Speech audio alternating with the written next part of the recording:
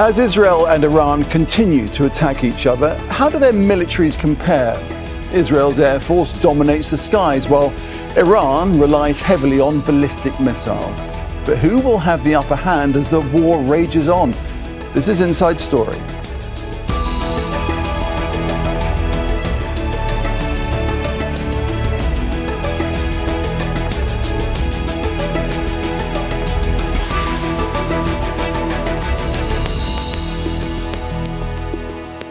Hello there and welcome to the programme. I'm Nick Clark. So it's been several days now since Israel launched its surprise attack on Iran. The conflict has, of course, since escalated, with each side launching dozens of strikes. And since the warring sides do not share a border, the attacks have largely been focused on airstrikes. While Iran may have the largest stock of missiles and drones in the Middle East, Israel's Air Force is considered one of the most powerful in the world, and its air defence system one of the most advanced. And more crucially, Israel has US backing. So is one military at a clear advantage? Does the length of the conflict make a difference? And are there other factors that may play into this conflict? We'll put all this to our guests in a moment. But first, Imogen Kimber takes a look at the two militaries. Tel Aviv and Tehran, 1,000 kilometres apart, with Jordan and Iraq in between. That means the conflict between Iran and Israel is largely being conducted through airstrikes. Both militaries speak of their strength. Without a doubt, the scope of the devastating response by the brave Iranian fighters will encompass all areas of the occupied lands. Our wonderful pilots are above Tehran. Tehran is burning and they are evacuating. Massive evacuation. But how do the two militaries really stand up against each other? Defence systems are central to the fight. Israel's is sophisticated. Its Iron Dome shoots down short-range missiles. Its so-called David Sling can take out short-range ballistic and cruise missiles, and Arrow 2 and Arrow 3 can intercept longer-range ballistic missiles. Iran has surface-to-air missiles that can shoot down planes, but nothing similar to Israel. And Israel claims to have destroyed a large portion of what it had. It's thought Iran has thousands of ballistic and cruise missiles, along with more standard missiles and thousands of drones, considered one of the largest in the Middle East.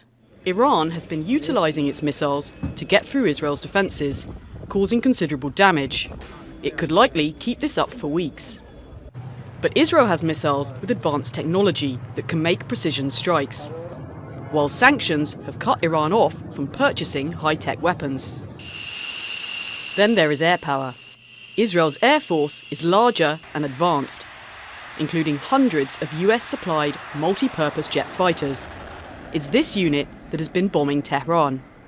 While Iran's fleet is ageing, some of which were acquired before the 1979 revolution. Israel can also rely on the US to restock its arsenal, but that may prove more difficult for Iran. And finally, nuclear capabilities, the issue Israel claims this conflict is all about. Israel reportedly has several nuclear warheads, and Iran does not. However, Iran does have nuclear sites, which Israel says it wants to destroy before it stops the attacks. But it's not clear yet if that will be possible, or which of the militaries can keep up the fight the longest. Imogen Kimber, Al Jazeera for Inside Story.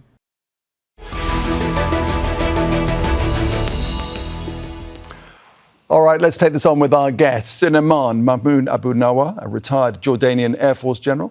In Munich, we have Marina Miron, a military analyst and researcher in the War Studies Department at King's College London. And also in London, Justin Bronk, who's a senior research fellow for Airpower and Technology at RUSI, the Royal United Services Institute. A warm welcome to each of you.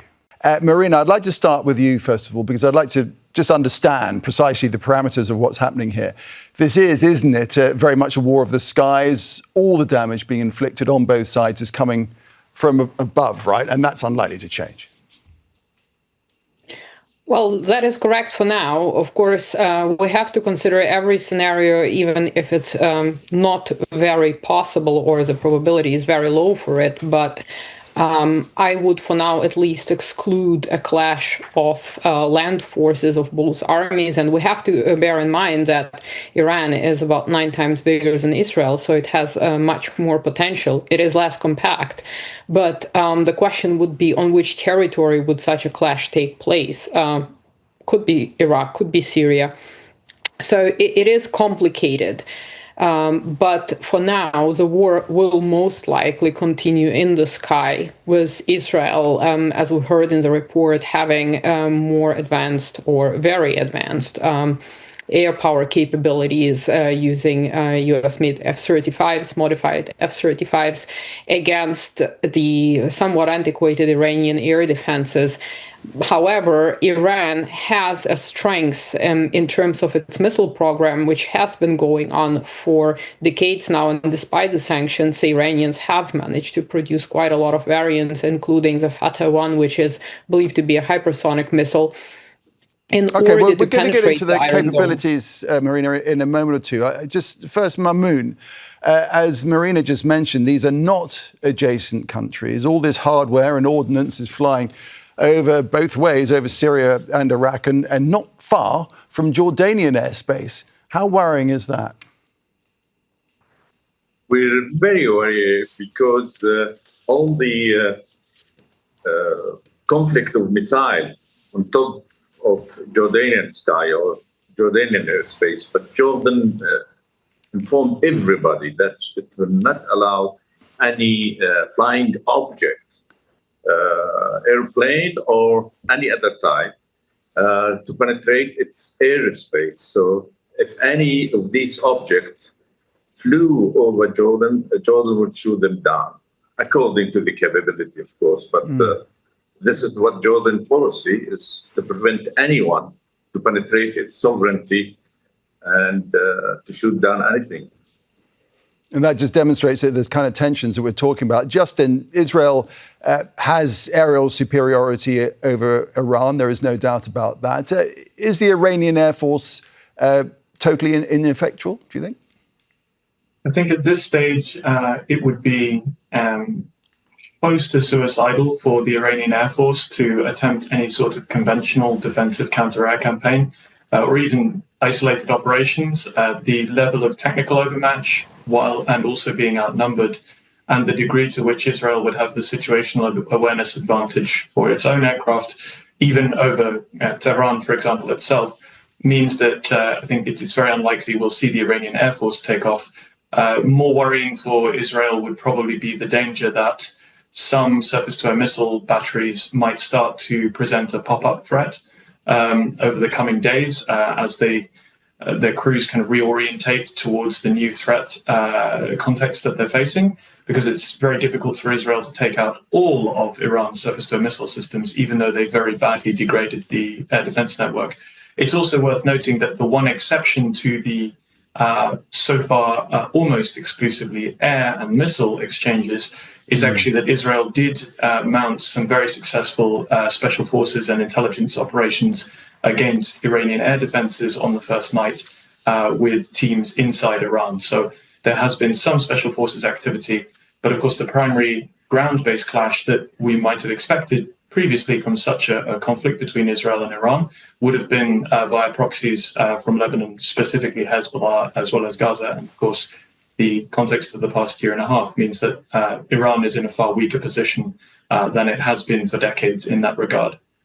All right, we'll examine too the role of intelligence here on both sides, and certainly that the element of surprise that Israel managed to spring. So, Marina, back to something you were just about to talk about, the missile capability of the Iranians. How big is their arsenal of missiles, and how long can it last? Well, it depends on what these missiles are used for. As we have seen with a previous strike, the missiles, so the amount of missiles that Iran launched was less than before. However, they managed to be more accurate. And so what we have to understand here is that Iran has been working on upgrading their missiles in terms of maneuverability, in terms of guidance, and some use satellite guidance. So they are much more precise, and they also use a different propellant, switching from liquid fuel to solid fuel propellant, which essentially means that you can launch them much faster. And so we have, of course, the missile capabilities, and I think another capability worth mentioning is the drone capability. And we have seen the Shahed 136 drones being used in Ukraine since summer 2022. And this is something that can be used effectively. And as the Israeli intelligence, as Justin just mentioned, has shown indeed an operation reminiscent of what the Ukrainian SBU did in Russia just a few weeks ago, is the use of drones from the Iranian territory in order to incapacitate air defense systems or launch batteries.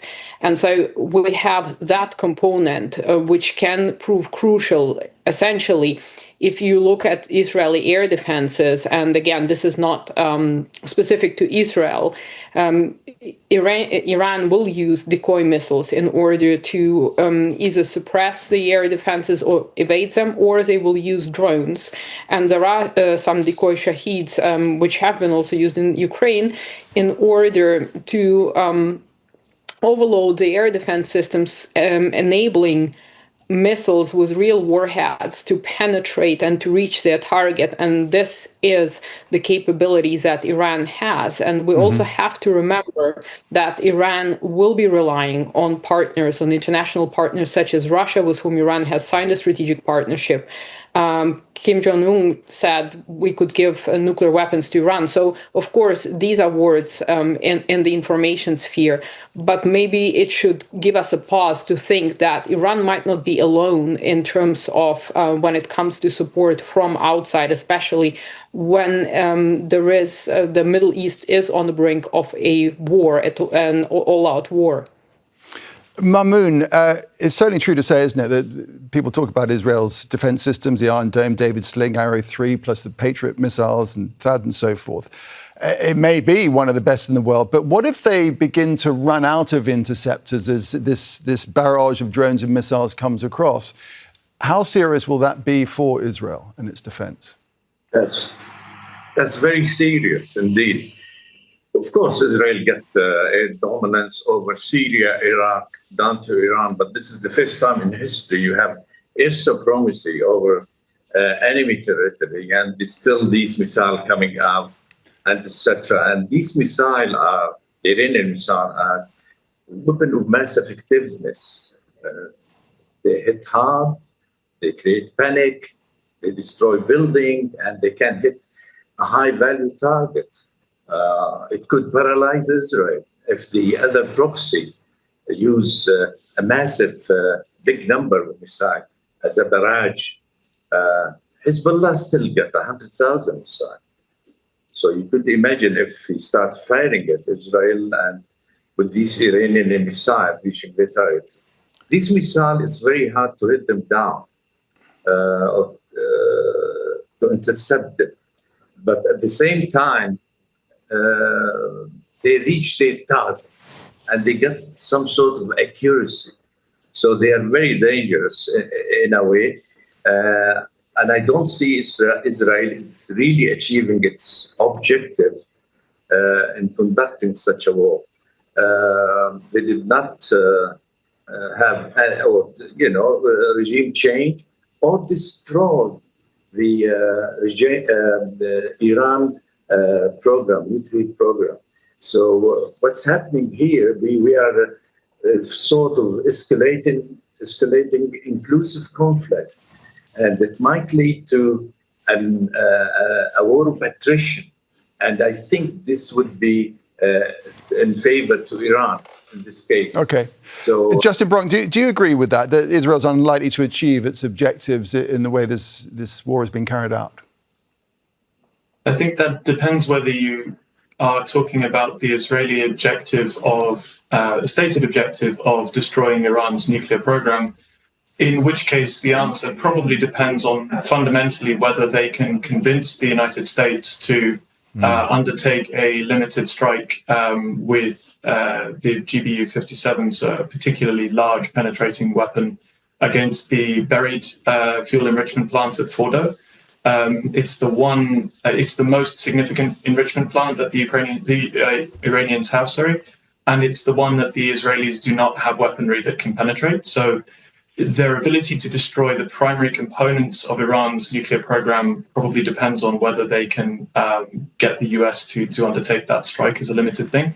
And if the US did, can I just jump in there on that point? If the US did the bunker-busting bomb that the US would have to provide, could that reach the site of the operation, the nuclear operations that Iran is conducting there?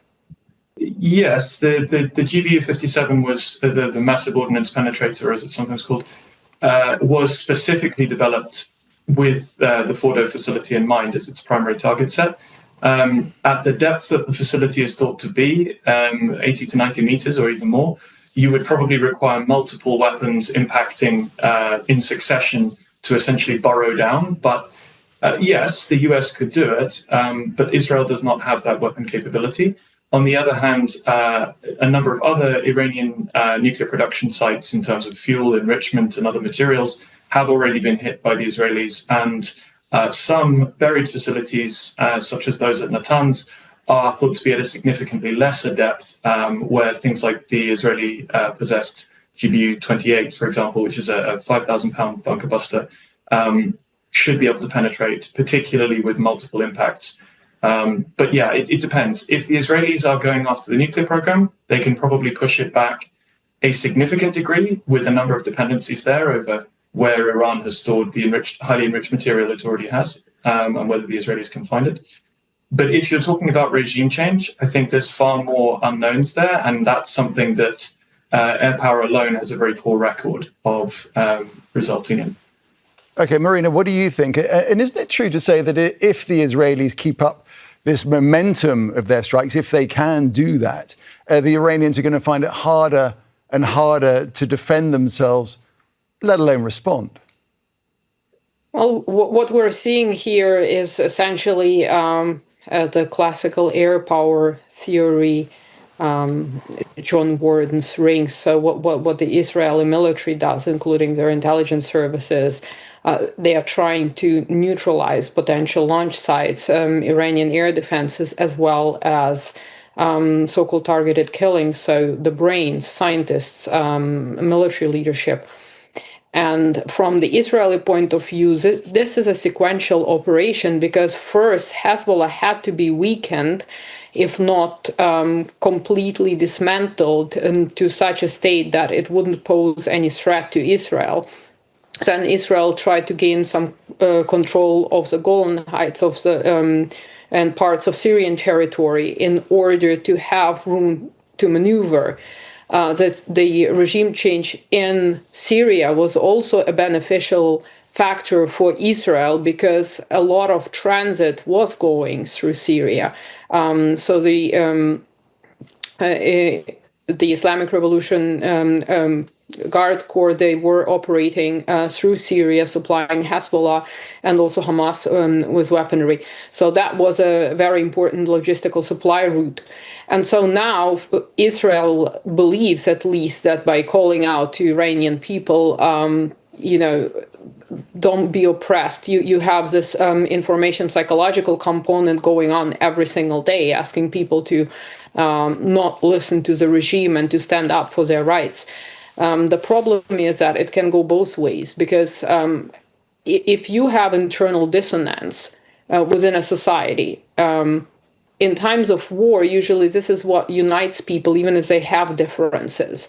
And I think there is a lot of pressure within Iran to see a very severe response from the Iranian side to Israel, on the one hand. On the other hand, even if such regime change, which has been actually admitted by Israel openly that it is one of the goals, did take place, is this going to be the return of the son of the fledged Shah from the Shah from 79, Ali Reza?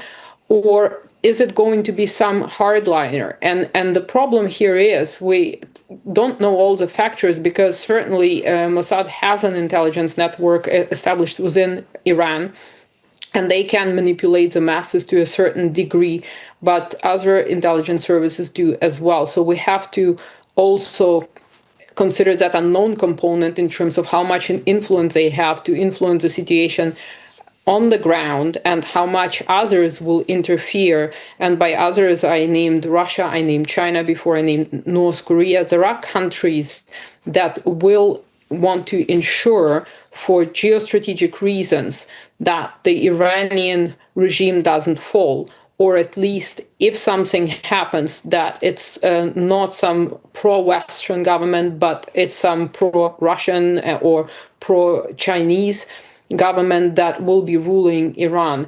So it's a difficult situation. And one last point quickly, I think even if Iran doesn't have nuclear capabilities, pushing Iran this far can actually accelerate its efforts at developing nuclear capabilities. So it can go into either direction, because there will be a strategic effect from military action that Israel is undertaking. But whether it will be the desired one is a good question. And that's a potential tragic irony in all of this, Mamoun, isn't it? That this downward spiral could actually end up forcing Iran to get a bomb, and they probably could organise a dirty bomb pretty sharply. Absolutely right. We don't know when we'll see get it. Probably in 2 weeks or 3 weeks, or they are enriching now the Fordo. So it's very difficult to guess. But what I see is Iran is losing this war. They are unable, or they cannot really, they don't have the potential or the ordinance to hit this nuclear program. It's very hard. They're 150 meters inside mountains. Cement is like 15 meter also. It's very hard. The only way they can do this is by using the American to interfere. And I don't think Trump will do that, because he will lose all these trillion which he got from the Gulf area. Also, the Gulf country will not allow America, because they need him if you want to conduct a war in the Gulf area. America cannot do or go to war alone. So she needs that. Still, Iran got a lot of elements, strategic elements. Hormuz, Bab el-Mandeb, Khalij Oman, all these, the whole world will stop. This war is unnecessarily, I think, and Israel is failing to achieve its objective. And I think Trump will interfere and we'll see an end to this conflict. I don't know what's happening, because this is shaking up the stability in the region and the security of the world also. Okay. These are very... Justin, thanks for that, Mamoun. Justin, there's another thing here, isn't there? Because this is, I think, the first time that nuclear targets have been targeted and struck. And no one in power around the world seems to be overly concerned about that, are they? Well, so the type of facilities that are being struck have been struck before, so particularly by Israel, in fact. So Israel has previously struck and destroyed nuclear reactors, which were thought to be part of weapons programs in Iraq and in Syria. And the radiological release risks, unless you're cracking open an active nuclear reactor, which, as far as I understand, is not something they've been trying to do at the moment. Rather, they've been destroying the support systems and other things within those sites above ground. Then, so far, the risk of radiological release appears to be relatively low. And of course, highly enriched uranium is not particularly radioactive. It's and also quite difficult to disperse, actually, in the sense that it's a very dense, very heavy metal. It doesn't disperse very well. It's very unlike the sort of radiological materials you would use for a dirty bomb, which would be aiming to spread radioactive contamination, things like cobalt isotopes. So in this case, I think that's probably why there's less concern directly there. I think the concern will be whether, firstly, this acts as a prompt to push Iran towards even more intensive efforts to complete weaponization, to build a nuclear weapon, whenever there's some sort of ceasefire. And secondly, whether the conflict escalates beyond the current sort of exchanges towards, for example, targeting of the Iranian oil and gas infrastructure in the Gulf, which would have the result of huge ecological damage, but also potentially closing shipping lanes and all sorts, which would have huge economic consequences beyond the oil shocks that we've already seen. So I think that's where a lot of the primary concerns would lie at the moment in terms of escalation. I would just say also in terms of where things look if this continues to run, the one thing to consider is that the Iranian ballistic missile arsenal, once it's gone, it's gone. They've been producing this stockpile for well over a decade, and the monthly production rates are lower than they were because Israel has successfully struck rocket fueling plants and other missile production facilities, both in October last year and now in these strikes. So whereas the Israeli air campaign can essentially continue nearly indefinitely, albeit probably at a lower intensity if they want to really sustain it from an availability of tankers and other things point of view, ultimately, the weapons they're now using are free-fall bombs, JDAM, Pavoy series bombs. They're fairly easy to resupply. Israel produces its own and gets them from the United States, whereas Justin, the Iranian arsenal, as it depletes, will go. I'm going to jump in there because we're literally running out of time. We've got about a minute left. And Marina, I just want to end with you. So just taking on what Justin was saying there, that in terms of what weaponry they have and the targets they could yet go for, the Iranians, there's still possibilities for them.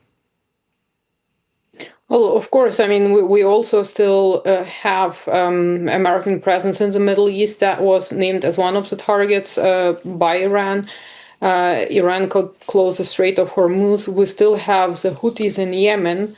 That problem has not disappeared. So there are many ways that this conflict, this war could take shape, even if it's not officially declared as war. And of course, Iran doesn't have the same capacity to reproduce its stockpile of 3,000 Awad missiles. The problem here is it might be resupplied, or that would be a problem for Israel, because we shouldn't assume that Iran is isolated, because that same logic was being applied to Russia at the beginning of the war in Ukraine, that Russia is isolated and is running out of missiles. And I think we should not underestimate that. Indeed. We need a lot more time, but we don't have it, unfortunately. Thank you to all of you, to Mamoun Abu Nawar, to Marina Miron, and to Justin Bronk. Thanks very much indeed. And thank you for watching. You can see the programme again at any time by visiting our website, aljazeera.com. And of course, for further discussion, you can go to our Facebook page. That's facebook.com/AJ Inside Story. And you can also join the conversation on X. Our handle is @AJ Inside Story. From me, Nick Clark, and the entire team, it's goodbye for now.